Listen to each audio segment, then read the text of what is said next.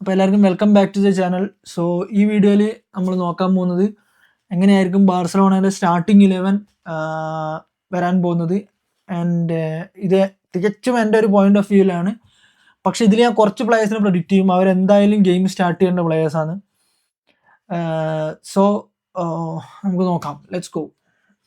And so നമ്മൾ നോക്കുന്നത് goal keeper മുതൽ സ്ട്രൈക്കർ വരെയുള്ള ആ ഒരു ഓർഡറിലാണ്. ബാക്കിൽ നിന്ന് ഫ്രണ്ടിലോട്ടാണ് നോക്കുന്നത്. ആൻഡ് ഞാൻ ഫസ്റ്റ് ആദ്യം പറയാൻ പോകുന്നത് കുറച്ച് ഗ്യാരണ്ടീഡ് സ്റ്റാർട്ടേഴ്സിൻ്റെയാണ്. Guaranteed starters. So first guaranteed starter നമ്മളെ ഗോൾ കീപ്പറാണ്. And it is going to be none other than Joan Garcia. അതായത് കഴിഞ്ഞ സീസണിൽ ബാർസലോണയുടെ ഏറ്റവും ബെസ്റ്റ് ഇൻവെസ്റ്റ്മെൻറ്റ്, വെറും 25 മില്യൺ ഇമാതിരി ഒരു പ്ലെയറിനെ നമ്മൾ സൈൻ ചെയ്തതെന്ന് പറഞ്ഞു കഴിഞ്ഞാൽ അൺബിലീവബിൾ ആണ്. കാരണം പുള്ളി അത്രയും പൊട്ടൻഷ്യൽ ഉള്ള ഒരു പ്ലെയറാണ്. പുള്ളീൻ്റെ പൊട്ടൻഷ്യലിൽ നിങ്ങൾക്ക് എന്തെങ്കിലും സംശയം ഉണ്ടെങ്കിൽ ജസ്റ്റ് കഴിഞ്ഞ സീസണിൽ ബാർസലോണ എസ്പാനിയോളിനെ എവേ കളിച്ച ഒരു കളിയുണ്ട്. ആ കളി എടുത്തിട്ട് വെറും ജോവാൻ ഗാർസിയൻ്റെ ഹൈലൈറ്റ്സ് മാത്രമേ ആ കളിയിൽ ഉണ്ടാവുള്ളൂ. ഓക്കെ, ആ കളിയിൽ പുള്ളി എടുത്ത പെർഫോമൻസ് ഞാൻ കണ്ടതിൽ വെച്ചിട്ട് one of the best goalkeeper പെർഫോമൻസിൻ്റെ ഗെയിമാണ്. ആ ഒരു സാധാ ലീഗ് മാച്ച് ആണെങ്കിലും അത് പുള്ളി അത്രയും പ്രഷറിലാണ് ആ കളി കളിച്ചാണ്ടിരുന്നത്. സോ ആൻഡ് ആ പെർഫോമൻസ് പുള്ളിയാണെങ്കിൽ is a great goal keeper. And soon to be സ്പെയിൻ്റെ ഫസ്റ്റ് ചോയ്സ് ഗോൾ കീപ്പർ ആവും എന്തായാലും ജോവാൻ ഗാർസിയ. നമുക്ക് ഉറപ്പാണ്. ഇഫ് അവർ ജോവാൻ ഗാർസിയും ഡാഫ്ലോറിൻ്റെയും തമ്മിൽ യാതൊരു പ്രശ്നം ഉണ്ടായിട്ടില്ലെങ്കിൽ obviously is going to be the starter keeper of Spain soon. So ബാർസലോണയിൽ പിന്നെ വേറെ ഓപ്ഷൻ ഇല്ല, പിന്നെ ഷെസ്നിയാണ്. ആൻഡ് ഇപ്പോൾ ലിവാക്കോവിച്ചിനെ സൈൻ ചെയ്യാൻ പോകുന്നുണ്ട് എന്നൊക്കെ കേൾക്കുന്നുണ്ട്.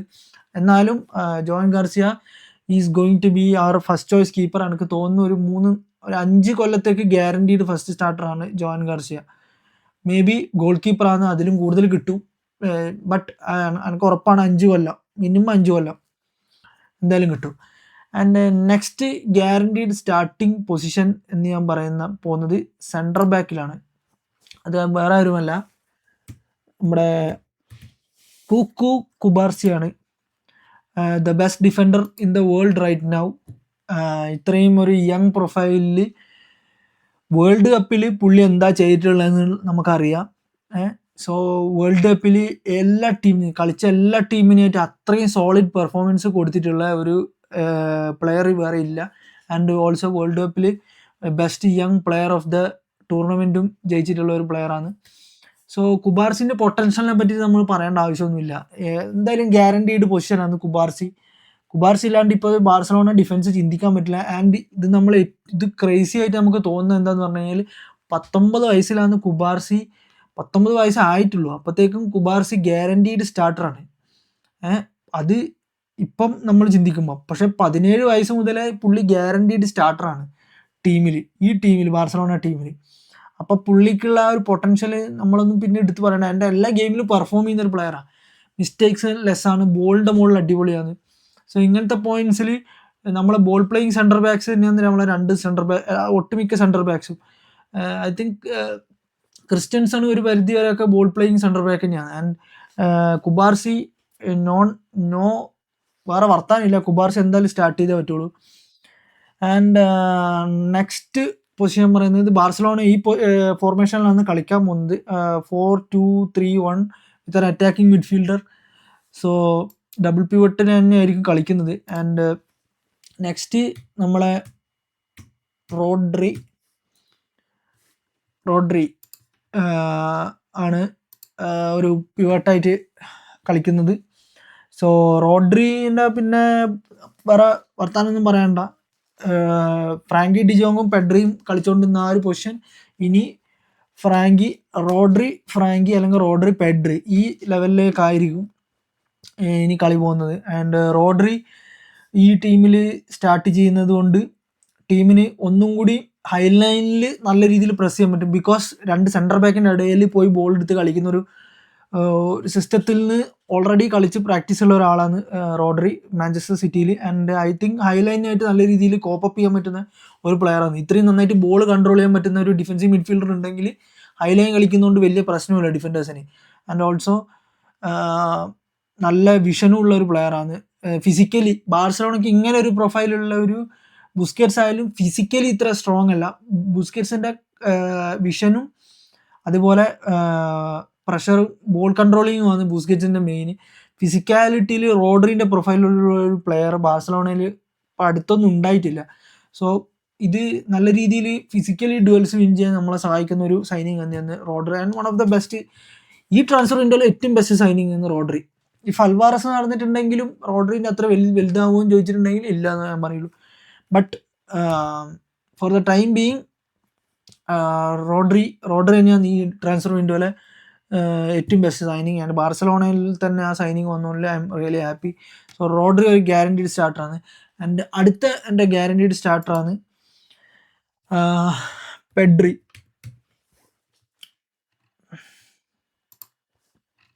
പെഡ്രി ഓൾസോ ഗ്യാരണ്ടീഡ് സ്റ്റാർട്ടറാണ്. ബിക്കോസ് ഡിജോങ് ജൂലൈ വരെ എന്തായാലും വരാൻ പോകുന്നില്ല. ഡിസംബർ വരെ ഡിജോങ്ങിന് ഇഞ്ചുറിയിൽ നിന്ന് റിട്ടേൺ ആയി വരാൻ ടൈം എടുക്കും. ഏറ്റവും കുറഞ്ഞത് ഡിസംബർ തന്നെയാണ് പറയുന്നത്. ഡിസംബറിൽ വന്നാലും പോലും പുള്ളി ഈ ഒരു മിഡ്ഫീൽഡ് വർക്ക് ആവുകയാണെങ്കിൽ ഇതിനെ കടന്ന് പുള്ളി സ്റ്റാർട്ടർ ആവുമെന്ന് എനിക്ക് തോന്നുന്നില്ല. റോഡ്രി തന്നെയായിരിക്കും ടീമിൻ്റെ ആ ഒരു എന്താ പറയുക, ആ ഒരു സ്റ്റാർട്ടിങ് 11 ഉണ്ടാവുക. ആൻഡ് ഫ്രാങ്കി ഇനി കുറച്ചും കൂടി ഒരു റൊട്ടേഷന് തയ്യാറാവേണ്ടി വരും. ബിക്കോസ് നമ്മൾ റോഡ്രിനെ സൈൻ ചെയ്തുകൊണ്ട് ഡിജോങ് ഇനിയും കുറച്ചും കൂടി റൊട്ടേഷന് ബാധ്യസ്ഥനാവേണ്ടി വരും. ആൻഡ് ഈ പൊസിഷൻ അങ്ങോട്ടും ഇങ്ങോട്ടും മാറിയിട്ടായാലും കളിക്കാൻ പറ്റും. ആൻഡ് ഓൾസോ രണ്ടാളും നല്ലൊരു ഫ്ലൂയിഡ് മിഡ്ഫീൽഡ് തന്നെയായിരിക്കും നമുക്ക് തരാൻ പോകുന്നത്. സോ ഈ മിഡ്ഫീൽഡിലേക്ക് എൻ്റെ അടുത്ത guaranteed starter none other than നമ്മളെ വേൾഡ് കപ്പിൻ്റെ ബെസ്റ്റ് മിഡ്ഫീൽഡർ ആയിട്ടുള്ള ഒൽമോ ആണ്. സോ ഒൽമോനെ നോക്കുകയാണെങ്കിൽ ടൈറ്റ് സ്പേസിൽ ഇത്രയും നന്നായിട്ട് കളിക്കാൻ പറ്റുന്ന ഒരു പ്ലെയർ ഇല്ല. അതായത് പെനാൽറ്റി ബോക്സിൽ ടൈറ്റ് സ്പേസിൽ ഇത്രയും നല്ല രീതിയിൽ ബോൾ കൺട്രോൾ ചെയ്യാൻ പറ്റുന്നൊരു പ്ലെയർ ബാർസലോണ ടീമിൽ വേറെ ഇല്ല. ലമീന് ബെസ്റ്റ് ഡ്രിബിളർ കാര്യങ്ങളൊക്കെ തന്നെ, ഡ്രിബിളിങ്ങിൻ്റെ കാര്യമല്ല ഞാൻ പറഞ്ഞത്, ബോൾ കൺട്രോൾ ഇത്രയും ടൈറ്റ് സ്പേസിൽ ഡാനി ഓൾമോനെ പോലെ ബോൾ കൺട്രോൾ ചെയ്യാൻ പറ്റുന്ന പ്ലെയർ ബാർസലോണ ടീമിൽ വേറെ ഇല്ല. ആൻഡ് ഐ തിങ്ക് ബാർസലോണ ഈ സീസണിൽ ഫെർമീനേക്കാളും കൂടുതൽ ഇമ്പോർട്ടൻസ് കൊടുക്കുന്നത് ഒൽമോനായിരിക്കും. ഫെർമീന് ടൈം കിട്ടാണെന്നല്ല, പക്ഷേ എന്നെ സംബന്ധിച്ചിടത്തോളം ഒൽമോ ഷുഡ് സ്റ്റാർട്ട്. ബിക്കോസ് ആ വേൾഡ് കപ്പിൽ ആ ട്രിയോ നമുക്ക് എന്തായാലും ഇവിടെ ഉപയോഗിക്കണം, യൂട്ടിലൈസ് ചെയ്യണം ആ വേൾഡ് കപ്പിൽ ട്രിയോ. ആൻഡ് വേൾഡ് കപ്പിൽ പെനാൽറ്റി ബോക്സിൽ ഒൽമോ കളിച്ചുകൊണ്ടിരുന്ന കളി നമ്മൾ എടുത്ത് പറയേണ്ട തന്നെയാണ്. നല്ല വൃത്തിക്കൊരു പാസ് വെച്ച് കൊടുക്കാനുണ്ട്. പെട്ടെന്ന് വിചാരിക്കുന്ന സ്ഥലത്തേക്കായിരിക്കും സ്പേസിലേക്ക് ആ പാസ് പോവുക, കറക്റ്റ് സ്പേസിലേക്ക്. അതായത് ഫ്രീ ആയിട്ട് നിൽക്കുന്ന ഒരു സ്പേസിലേക്ക് കറക്റ്റ് ആ ബോൾ കിട്ടും ഡാനി ഓൾമോൻ്റെ കയ്യിൽ നിന്ന്. സോ അത് നമുക്ക് നല്ല രീതിയിൽ യൂട്ടിലൈസ് ചെയ്യാൻ പറ്റിക്കഴിഞ്ഞാൽ I think Olmo guaranteed starter ആവും. പിന്നെ ഉള്ളൊരു ഗ്യാരണ്ടീഡ് സ്റ്റാർട്ടർ എന്തായാലും നമ്മുടെ മച്ചാനെ അറിയാലോ. മച്ചാൻ പിന്നെ ബാർസലോണേൻ്റെ ഇനിയൊരു 5-10 കൊല്ലത്തേക്കുള്ള ഗ്യാരണ്ടീഡ് സ്റ്റാർട്ടർ ആവാനുള്ള മുതൽ തന്നെയാണ് ലമീനെ സംബന്ധിച്ച്. ലെഫ്റ്റ് വിങ്ങിൽ ഇപ്പം നല്ലൊരു റീപ്ലേസ്മെൻറ്റ് വന്നിട്ടുണ്ട് അഡിയമിൻ്റെ ഫോമിൽ. സോ ലമീന് ഇഞ്ചറി പറ്റിക്കഴിഞ്ഞാൽ ഞാനും ഇത് കോപ്പപ്പ് ചെയ്യാൻ പറ്റുന്ന ഒരു ഡ്രിബിളിംഗ് എന്ന് പറയാനും പറ്റും. ഓക്കെ, ഡ്രിബിളിങ്ങും ഓക്കെയാണ് അഡിയമിൻ്റെ, പക്ഷെ അഡിയമി ഭയങ്കര ഫാസ്റ്റാണ്. ബട്ട് ഐ തിങ്ക് ലമീൻ യമാലാണ് അതിനേക്കാളും സ്പീഡുള്ളത്. ഞാൻ നല്ലൊരു ട്രെയിനിങ് വീഡിയോ കണ്ടായിരുന്നു, അതിൽ ലമീനാണ് ഇവരെക്കാളും ഒക്കെ സ്പീഡുള്ളത്. പക്ഷേ ലമീനെ കടത്താൻ ബാർസലോണയിൽ ആ പൊസിഷൻ ലമീന് ഗ്യാരണ്ടീഡാണ് എത്ര കാലമായിട്ടും, കുറച്ച് കാലത്തേക്ക് എന്ന് പറയുന്നുണ്ട്. പക്ഷേ ഇഫ് ബാർസലോണ ഫോൾസ് നയൻ വെച്ചാൽ കളിക്കുന്നെങ്കിൽ ലമീൻ സെൻറ്ററിലേക്ക് മാറാനുള്ള ചാൻസ് ഉണ്ട്. ലമീൻ സെൻറ്ററിലും ഈ പൊസിഷൻ കുറച്ചും കൂടി ഫ്രണ്ടിലേക്കും ഈ പൊസിഷനും കുറച്ചും കൂടി അറ്റാക്കിലേക്ക് ഇവിടെ ആളെ ആഡ് ചെയ്യാത്തതുകൊണ്ട് നമുക്ക് നീക്കാൻ പറ്റില്ല. ഈ പൊസിഷനിൽ കളിക്കുന്ന ആളും കൂടി കുറച്ചും കൂടി ഫ്രണ്ടിലേക്ക്, അങ്ങനെ 3 അറ്റ് ദ ഫ്രണ്ടിലും ലമീൻ ഒരു ഫോൾസ് 9 ആയിട്ടും കളിക്കാനായിരിക്കും ചാൻസ്, അറ്റാക്കിംഗ് മിഡ്ഫീൽഡർ ഉണ്ടെങ്കിലും. സോ ഈ റോഡ്രിഗോന്റെ അഡിഷൻ വേറൊരു ഗുണമുണ്ട്, പെഡ്രിക്ക് ഫ്രണ്ടിലേക്ക് പോയി കളിക്കാനൊക്കെ ഉള്ള ഒരു ഡിഫൻസീവ് റെസ്പോൺസിബിലിറ്റി ഇല്ല, പെഡ്രിന്റെ മേത്തുനിന്ന് കുറച്ചും കൂടി എടുത്തു കളയും റോഡ്രിഗോന്റെ ഈ സൈനിങ്. സോ എന്നെ സംബന്ധിച്ചിടത്തോളം ലമീൻ നമ്പർ 10 കളിച്ച് പഠിക്കണം. കാരണം അത് ലമീൻ്റെ ആ ഒരു ഡ്രിബിളിങ് എബിലിറ്റി ഉണ്ട്, ആ ഒരു ബോക്സിലുള്ള പാസും ഡ്രിബിളിങ് എബിലിറ്റി ഒന്നും കൂടി സെറ്റാക്കി എടുക്കാൻ പറ്റും ഇഫ് ബാർസലോണ ഫ്ലിക്ക് നമ്പർ 10 കളിപ്പിച്ച് തുടങ്ങിക്കഴിഞ്ഞാൽ, ഫോൾസ് 9 ആയിട്ട് കളിപ്പിച്ച് തുടങ്ങിക്കഴിഞ്ഞാൽ. പിന്നെ എൻ്റെ ഗ്യാരണ്ടീഡ് സ്റ്റാർട്ടറാണ് ഇപ്പോഴത്തെ ബാർസലോണയിലെ കറണ്ട് എൻ്റെ ഫേവറേറ്റ് പ്ലെയർ, another than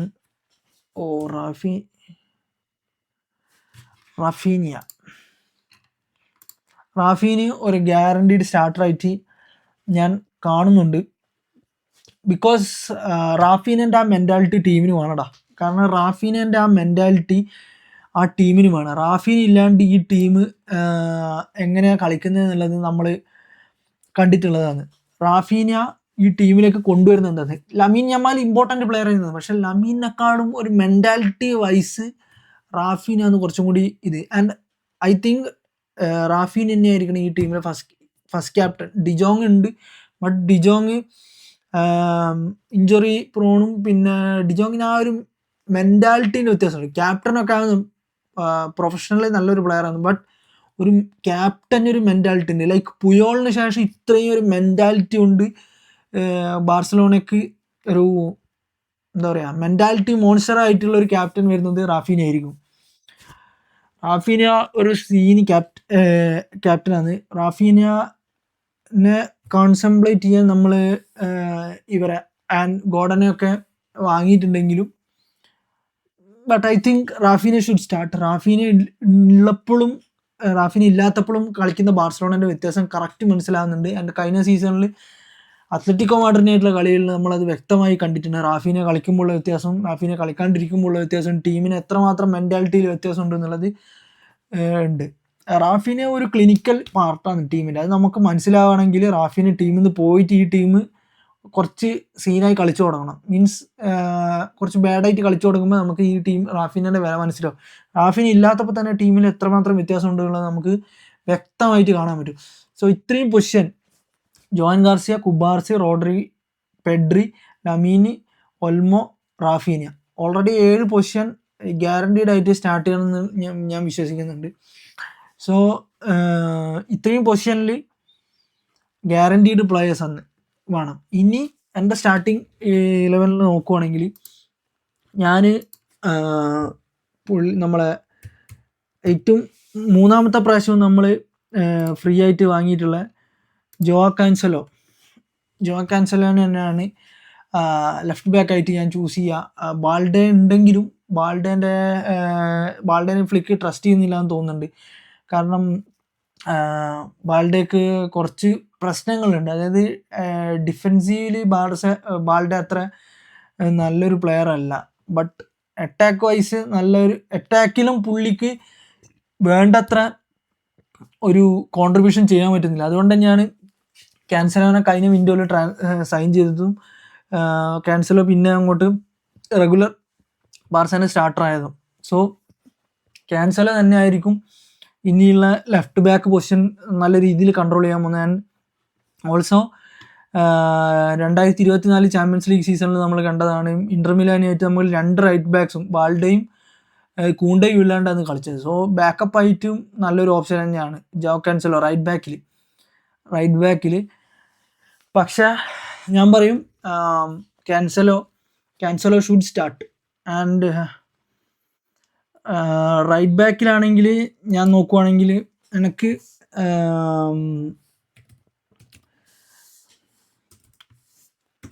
ഒരു പ്ലെയറിനെയാണ്, അത് നിങ്ങൾക്ക് എത്രമാത്രം ഇതാണെന്ന് തോന്നില്ല, but I think Eric Garcia should start. Eric Garcia ബാർസലോണയ്ക്ക് ഇനി റൈറ്റ് ബാക്ക് പൊസിഷനിൽ കളിച്ചു തുടങ്ങണം. ബിക്കോസ് പുള്ളി എല്ലാ പൊസിഷനിലും സെൻറ്റർ ബാക്ക് അല്ലെങ്കിൽ ഡിഫെൻസീവ് മിഡ്ഫീൽഡർ, റൈറ്റ് ബാക്ക്, എല്ലാ പൊസിഷനിലും പുള്ളി കളിക്കുന്നുണ്ട് ബാർസലോണക്ക്. പക്ഷേ എന്നാലും പുള്ളി കൂണ്ടേക്ക് ഒരു കോമ്പറ്റീഷൻ കൊടുക്കണം. നമുക്ക് കൂണ്ടെ നല്ല രീതിയിൽ തിരിച്ചു വരണമെന്നുണ്ട്. പക്ഷേ എറിക് ഗാർസിയൻ്റെ ഒരു റിട്ടേൺ ഫോം ഉണ്ട്. കാരണം 2021 നമ്മൾ പുള്ളീനെ സൈൻ ചെയ്യുമ്പോൾ പുള്ളീനെ എനിക്ക് തീരെ ഇഷ്ടമില്ലാത്തൊരു പ്ലെയറാണ് എറിക് ഗാർസിയ. ബട്ട് അതുപോലെ തന്നെ 2024 സീസണിൽ ജിറോണയിൽ ലോണിലും പോയി. 2023 സീസണിൽ ചാവിൻ്റെ ലാസ്റ്റ് സീസണിൽ ജിറോണയിൽ ലോണിലും പോയി. പക്ഷെ ജിറോണയിൽ നിന്ന് തിരിച്ചു വന്നതിന് ശേഷം എറിക് ഗാർസിയ നല്ല സീന് പ്ലെയർ ആയിട്ടുണ്ട്. മീൻസ് ഫ്ലിക്കിൻ്റെ ഗുണമാണ്. പക്ഷേ ജിറോണയിൽ നല്ല രീതിയിൽ സെൻറ്റർ ബാക്ക് കളിച്ചുകൊണ്ടിരുന്നത്. ജിറോണയിൽ നല്ല രീതിയിൽ കളിച്ചുകൊണ്ടിരുന്നായിരുന്നു. അത് പോയി വന്നതിന് ശേഷം മച്ചാൻ്റെ ഒരു എത്ര ആൾ ശ്രദ്ധിച്ചിട്ടുണ്ടായിരുന്നില്ല, മച്ചാൻ ഒരു നല്ല മാറ്റം മാറിയിട്ടുണ്ട്. പ്രത്യേകിച്ച് ഫ്ലിക്കിൻ്റെ അണ്ടറിൽ നല്ല പടക്കനായിട്ട് കളിക്കുന്നുണ്ട്. ആൻഡ് ഓൾസോ വേൾഡ് കപ്പ് ഫൈനലിൽ ആകെ ഒരു 10 ഒരു അരമണിക്കൂർ കളിച്ചോ ഉണ്ടാവും മാക്സിമം. പക്ഷേ കളിച്ചാൽ നല്ല വൃത്തിക്ക് കളിക്കും. മീൻസ് നല്ലൊരു മെൻറ്റാലിറ്റി ഉള്ള പ്ലെയറാണ്. ആൻഡ് ഇപ്പം ബാർസലോണേൻ്റെ വൺ ഓഫ് ദ ക്യാപ്റ്റൻസ് ആകാൻ പോവാണ് എറിക് ഗാർസിയ. സോ ഒരു ഇമ്പോർട്ടൻറ്റ് പ്ലെയറാണ്. പക്ഷെ കൂണ്ടേനെ റീപ്ലേസ് ചെയ്യാന്ന് വെച്ചാൽ കൂണ്ടേക്ക് ഒരു എന്താ കൂണ്ടെ എന്തോ ഒരു ഇതുപോലെയുണ്ട്, ഓപ്പൺ അപ്പ് ആവാത്ത ഒരു പ്ലെയർ പോലെയുണ്ട് കൂണ്ടെ. സോ കൂണ്ടെ എത്രമാത്രം ടീമിൽ ഉണ്ടാവും എന്ന് എനിക്കറിയില്ല. ബട്ട് എറിക് ഗാർസിയ റൈറ്റ് ബാക്കിൽ സ്റ്റാർട്ട് ചെയ്യണം. നല്ലൊരു എറിക് ഗാർസിയയും ലമീനും തമ്മിൽ നല്ലൊരു ഒരു കോമ്പിനേഷൻ ഉണ്ട്. ഓൾസോ കൂണ്ടയും നല്ലൊരു കോമ്പിനേഷൻ ഉണ്ട്. But I like to see Eric Garcia more this season. കാരണം പുള്ളി ബെഞ്ചിന് ഡിസർവ് ചെയ്യുന്നത്. കാരണം ആ ഒരു പൊസിഷൻ, റൈറ്റ് ബാക്ക് പൊസിഷനിൽ രണ്ടാളും ഫൈറ്റ് ചെയ്താലാണ് നല്ല പെർഫോമൻസ് കിട്ടുള്ളൂ. രണ്ടാളും നല്ല രീതിക്ക് ഫൈറ്റ് ചെയ്യണം. കൂണ്ടയായാലും എറിക് ഗാർസിയയായാലും രണ്ടാളും നല്ലോണം ഫൈറ്റ് ചെയ്തിട്ട് ആ പൊസിഷൻ എടുക്കണം.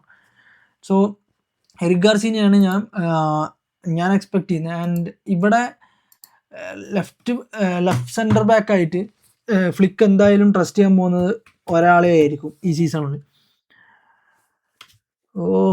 ജെറാർഡ് മാർട്ടിൻ്റെ സ്പെല്ലിങ്ങും കിട്ടുന്നില്ല.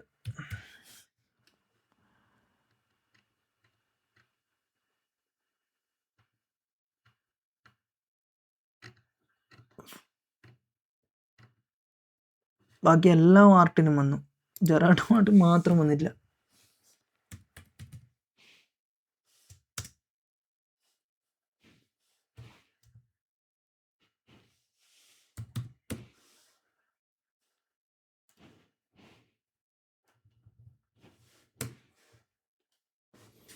ഓക്കെ, ലെഫ്റ്റ് ഫുട്ടഡ് സെൻറ്റർ ബാക്കായിട്ട് എനിക്ക് തോന്നുന്നു ഈ സീസണിൽ ഫ്ലിക്ക് ഈസ് ഗോയിങ് ടു, നമ്മൾ വേറൊരു സെൻറ്റർ ബാക്കിനെ സൈൻ ചെയ്യാത്തടത്തോളം കാലം ഫ്ലിക്ക് ലെഫ്റ്റ് ഫുട്ടഡ് CBനെ വേണ്ടതുകൊണ്ട് ജെറാർഡ് മാർട്ടിനെ തന്നെ ട്രസ്റ്റ് ചെയ്യും.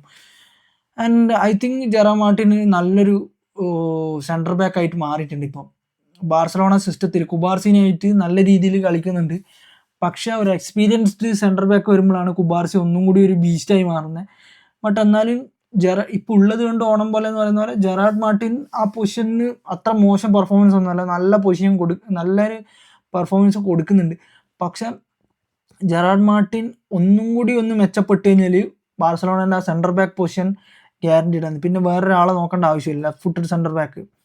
പക്ഷെ എനിക്ക് ക്രിസ്റ്റ്യൻസൺ ആ പൊസിഷനിൽ കാണാൻ നല്ല താല്പര്യമുണ്ട്. ഇപ്പോൾ ക്രിസ്റ്റ്യൻസൺ ബാർസലോണയിൽ ഒരു കംബാക്ക് നടത്തണം ഞാൻ നല്ല രീതിയിൽ വിചാരിക്കുന്നുണ്ട്. ബട്ട് എത്രത്തോളം ഹെൽപ്പ് ചെയ്യുമെന്ന് എനിക്കറിയില്ല. ആൻഡ് ഫ്ലിക്ക് ട്രസ്റ്റ് ചെയ്യാണ്ട് ഒരിക്കലും ക്രിസ്റ്റ്യൻസൺ ഇപ്പോൾ ഒരു പുതിയ കോൺട്രാക്ട് സൈനിങ് ചെയ്തിട്ടുണ്ട്. ഫ്ലിക്ക് ട്രസ്റ്റ് ചെയ്യാണ്ട് ഒരിക്കലും കോൺട്രാക്ട് പുതുതായിട്ട് സൈൻ ചെയ്യില്ല ക്രിസ്റ്റ്യൻസൺ.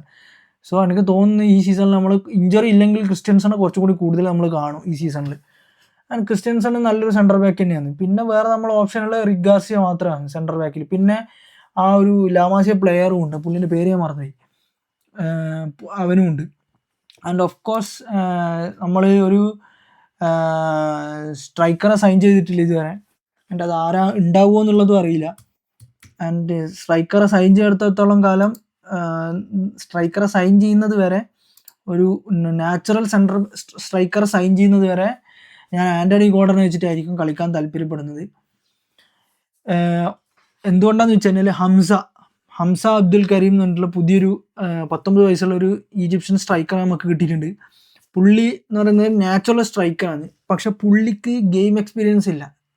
ആ ഒരു ഒറ്റ ഡ്രോബാക്ക്. ഈ ഒരു സീസൺ കഴിഞ്ഞ് അടുത്ത സീസൺ ആണെങ്കിൽ, അടുത്ത സീസണിൽ പ്രീ സീസണിൽ ഇതേപോലെ ഹംസ കളിക്കുന്നുണ്ടെങ്കിൽ ഗ്യാരണ്ടി ആയിട്ട് ഞാൻ ഹംസനെ ബാഴ്സലോണയുടെ സ്റ്റാർട്ടിങ് സ്ട്രൈക്കർ ആക്കും. കാരണം പുള്ളി FC ബേസിലിനായിട്ട് കളിച്ച കളിയിൽ ഒരു ഗോൾ അടിച്ചിട്ടുണ്ട്. ആ ഗോളിന് കറക്റ്റ് എവിടുന്ന വന്നറിയില്ല, പട്ടയെന്ന് പറഞ്ഞിട്ട് കറക്റ്റ് വന്ന് അടിക്കാൻ കയറ്റി.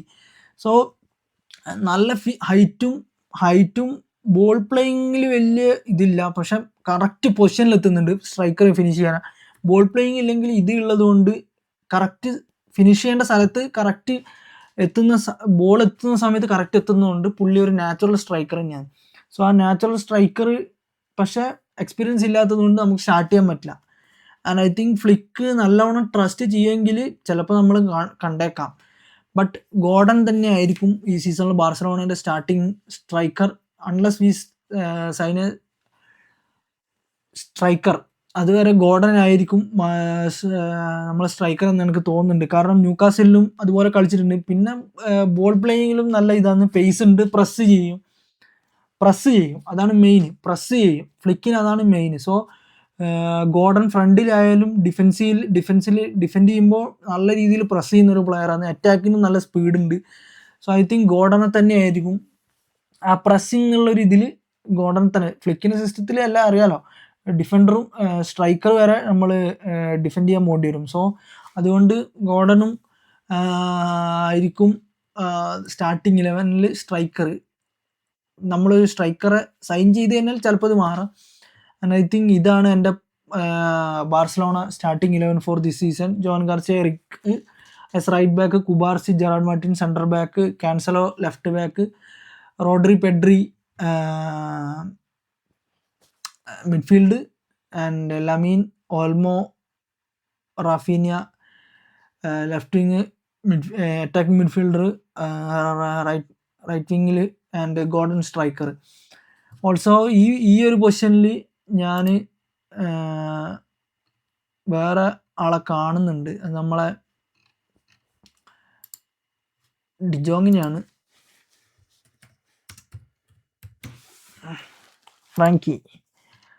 ഫ്രാങ്കിനെയാണ് ഞാൻ ഇവിടെ കാണുന്നത്. പെഡ്രി റോഡ്രി കണക്ഷൻ കാണാൻ എനിക്ക് ആഗ്രഹമുള്ള പോലെ തന്നെ എനിക്ക് വേറെ കാണാൻ ആഗ്രഹമുള്ള ഒരു ഇതാണ് റോഡ്രി, ഫ്രാങ്കി ഡിജോങ്. സോ രണ്ടാൾ ഗ്രേറ്റ് ബോൾ പ്ലേയേഴ്സാണ്. സോ മിഡ്ഫീൽഡിന് അത്യാവശ്യം നമുക്ക് ഡെപ്ത് ഉണ്ട്. ആൻഡ് ഇത് നമ്മൾ എങ്ങനെ യൂട്ടിലൈസ് ചെയ്യുന്നതിനനുസരിച്ചിരിക്കും നമ്മളിത്. പക്ഷെ എനിക്ക് നല്ല കാണാൻ ആഗ്രഹമുള്ള ഒരു കോംബോ ആണ് Rodri and De Jong also. Like പെഡ്രിയും റോഡ്രിയും കാണാൻ ആഗ്രഹമുള്ള പോലെ തന്നെ റോഡ്രിയും ഡിജോങ്ങും തമ്മിലുള്ള ഒരു കോംബോ എനിക്ക് കാണാൻ നല്ല ആഗ്രഹമാണ്. And that would be my starting lineup. So നിങ്ങൾക്ക് എന്തൊക്കെ തോന്നുന്നു വെച്ചാൽ അത് കമൻറ്റ് ചെയ്യാം. Like the channel, like the video, subscribe to the channel, and see you in another video. Bye.